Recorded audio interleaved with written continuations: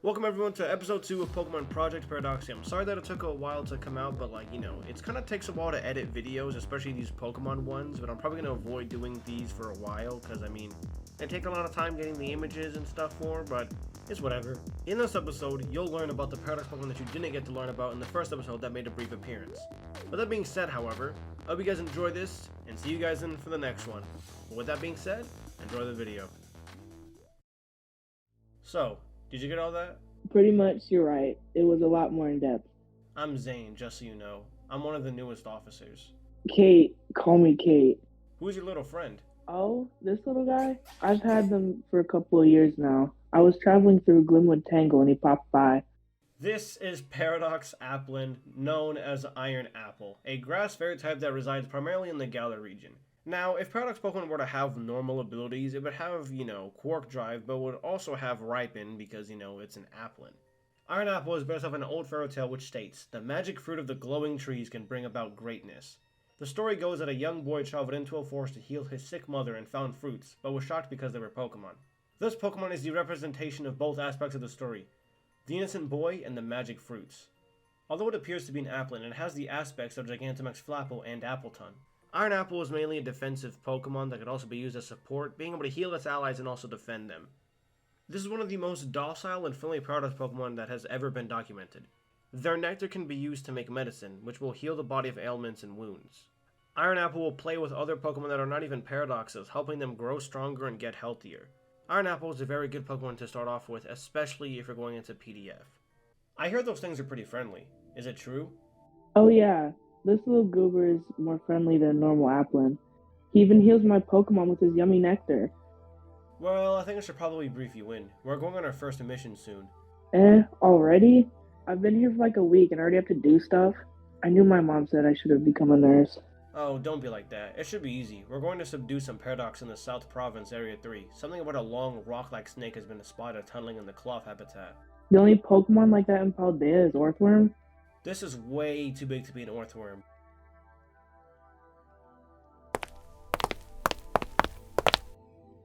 So, the video mentioned more Paradox Pokemon.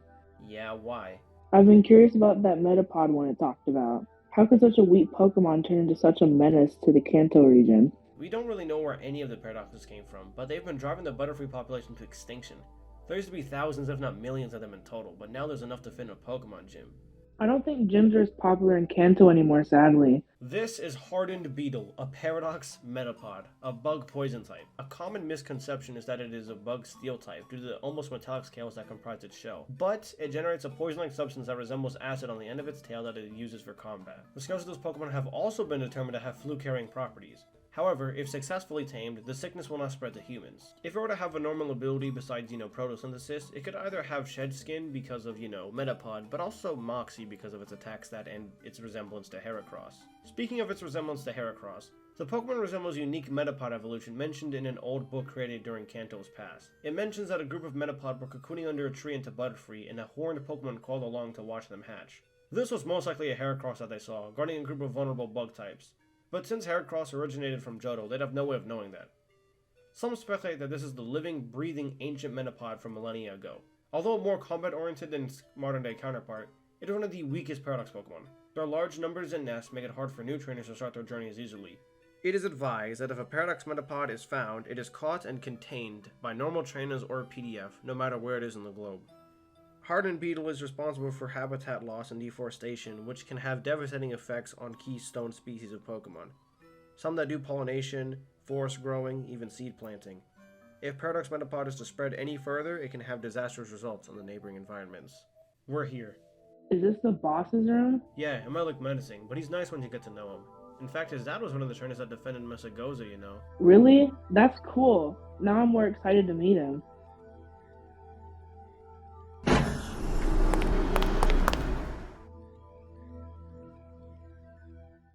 Ah, Zane, I see you brought your new partner with you. Good to meet you, sir.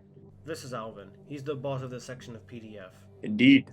I hope you enjoy your time as a Paradox Defense Force operative. Now, I see you already have an Iron Apple on your team. Well done. It may prove useful. What Pokemon is that? Iron Blaze, an old friend. But to more important measures, Zane. Yes, sir? Have you tamed it yet? Well, somewhat. Come on out, Iron Shadow. Still sticking to the corners of dark areas of a room, although it seems to listen now and not come out randomly. Good work. I can't say it is definitively caught, but it does show signs of friendliness. Aren't iron shadows very dangerous? Yes, so dangerous in fact that they have been listed in Unova as destroy at all costs. This is Iron Shadow, a Paradox Zoroark that resembles both Unovian and Hisuian variations of the Pokemon. If it was a normal Pokemon, it would either have Quark Drive or Illusion, and Illusion on a Paradox Pokemon just sounds kind of OP, but hey, they're Paradoxes, that's why. It casts illusions to lure prey, which include both Pokemon and people alike, into its clutches. They hunt at night in groups of 2 or by themselves, and being a Dark and Ghost type, they have only one weakness. This, combined with their speed, makes them dangerous opponents.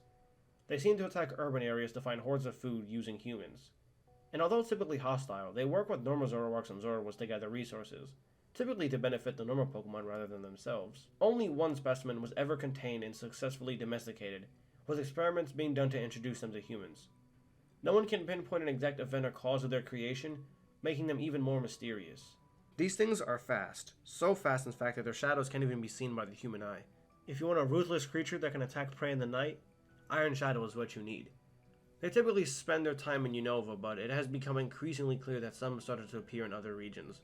Because they stick to city areas as well, it is very likely that you will be attacked if you spend too much time out at night. So be warned, for the Iron Shadow will always be watching. I'm surprised you have one of them. I was sent to Unova roughly a month ago. 2 Iron Shadows were attacking the Korean city. Great Tusk was barely able to beat one of them, so I just captured on my Dusk Ball and then ran. Brave? I'm just glad we were able to contain one. Now, about your mission. I suspect you will need a bit of help with this one. I shall entrust Iron Blaze to you, Kate. Me? Why not Zane? He already has 2 Pokemon. You will need an excellent tracker and digger to fight that snake. I wish you both good luck. Get a good night's sleep for tomorrow. Dismissed. Yes, sir. Yes, sir.